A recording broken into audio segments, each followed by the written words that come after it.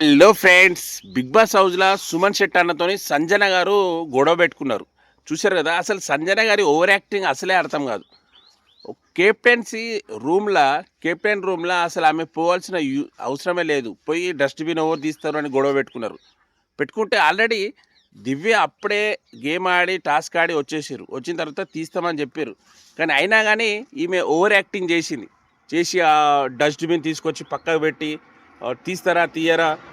ఎవరు క్లీన్ చేస్తారు? అది ఇది అని గొడవ పెట్టుకున్నది. అప్పటికి దివ్య చెప్తున్నది, తీస్తా నేను, కొద్దిగా ఇప్పుడే టాస్క్ అయ్యి వచ్చినా కదా, ఫ్రెష్ అప్ కావాలని చెప్పేసి.